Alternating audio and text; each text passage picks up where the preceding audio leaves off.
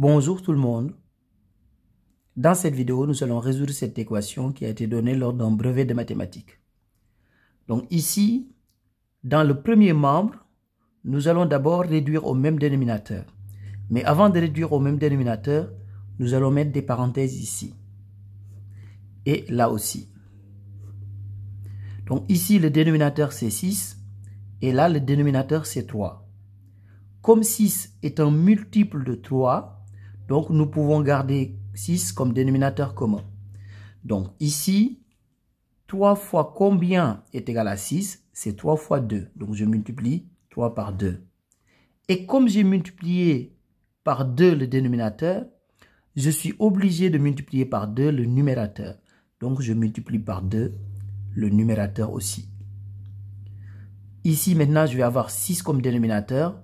Et ici, je vais avoir 6 comme dénominateur. Donc, je peux garder ce même dénominateur qui est égal à 6. Puisque 3 fois 2 est égal à 6. Donc, ici, j'aurai 2 facteur 2. Donc, x plus 1 moins x plus 2. Le tout sur 6. Donc, c'est égal à 3 facteur de 2x moins 1 sur 6. Donc ici, nous avons exactement le même dénominateur, 6 et 6 au niveau des deux membres. Donc comme on a 6 au dénominateur partout, ça veut dire tout simplement que les numérateurs sont égaux.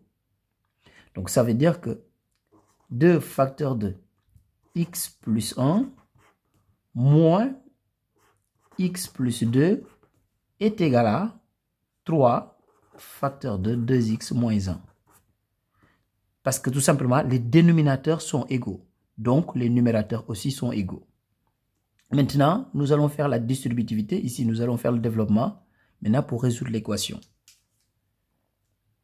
2 fois x et 2 fois 1. 2 fois x, c'est égal à 2x. 2 fois 1, c'est égal à 2. Donc, plus 2. Moins. Là, il faut faire attention parce que comme il y a un signe moins devant cette parenthèse, lorsque je vais enlever les parenthèses, je vais modifier les signes à l'intérieur. Donc, ça fera moins x moins 2. Donc, c'est égal à...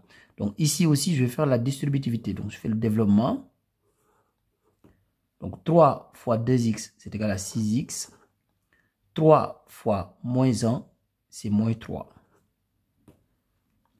Donc, ici, j'ai plus 2 et là, j'ai moins 2. Donc, plus 2 moins 2, c'est égal à 0. Donc, je peux barrer ces deux termes.